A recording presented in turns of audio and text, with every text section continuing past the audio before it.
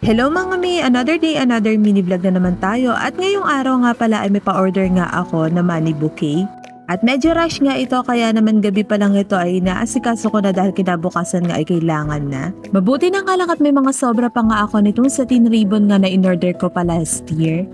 At ang request nga ni client ay color pink nga daw yung gusto niya dahil yun daw yung favorite color ng kanyang anak. At para nga hindi maging pure pink nga lang itong gagawin kong bouquet ay hinaluan ko nga nitong purple. Saktong-sakto nga ay katerno pa nitong mga bills nga na ilalagay ko.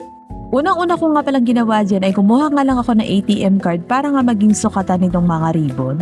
Then after ko nga palang makat, eto gumamit nga lang ako ng kandila para mas mabilis nga yung aking pagdidikit nito. Medyo nahirapan nga ako sa paggamit ng chani dyan kaya eto at mano-mano nang ka lang yung aking gagawin para nga mas mabilis. Mabuti na nga lang pala at inuwi ni Papa Josh itong lamesa kahit papano nga ay hindi na ako nahihirapan kapag may mga ginagawa nga akong craft. Kapag kasi sa lapag ay medyo magulo nga yung aking working space. At nung matansya ko nga na medyo marami-rami na nga itong petals na ginawa ko ay isinet aside ko na nga lang muna yung apoy at pinatay na. At pagkatapos nga ay bubuo na nga ako ng flower na gawa dito sa ribbon. Dito nga pala ay gumamit lang ako nitong mga barbecue stick para nga maging tangkay niya. Naku, nung una nga na paggagawa ko nitong mga mamis ay medyo nahihirapan ako pero ngayon nga ay gamay na gamay ko na. Sobrang nagpapasalamat lang din ako dahil may mga napapanood nga ako ng mga tutorial at ang laking tulong talaga nito sa akin bilang isang crafter ma'am. Isa rin talaga kasi sa ginugol ko mga mamis is yung kahit nasa bahay nga lang ako ay nakakatulong ako sa aking asawa at kumikita. Kaya naman kapag nakakapanood nga ako ng mga crafter mga mamis ay talaga namang nai-inspired ako at gustong gusto ko nga rin silang gayahin. At hindi naman tayo nabigo dahil ngayon nga ito nga nagagawa ko na at marami na nga rin ako natatanggap ng mga orders. Sobrang grateful lang din talaga ako sa Lord dahil biniyayaan niya ako ng ganitong talent at least kahit papano ay kumikita ako kahit dito lang sa bahay. Anyway, mabalik na nga pala tayo dito sa aking ginagawa. Ito nga pala yung paglalagay nga ng mga petals mga mamis inuumpisahan ko na nga.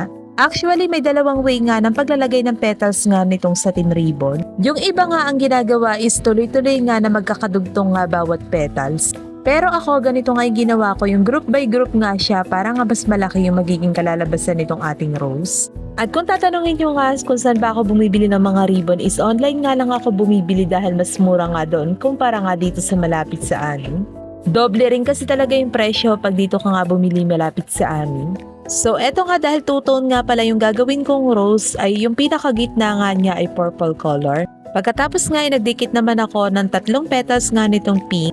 Meron namang 4 at meron ding 5. Bali ganyan nga pala yung ginagawa ko mga mamis para nga mas maging malaki itong ating rose. Medyo nakulangan pa nga ako dito sa may purple sa gitna kaya naman dinagdagan ko pa nga ulit siya para mas malaki nga. Sobrang ganda nga nitong combination nga nitong purple at pink. Anyway, ito nga palang bouquet na pinapagawa sa akin ng aking client ay kailangan nga pala bukas para sa cupping and pinning ng kanyang anak.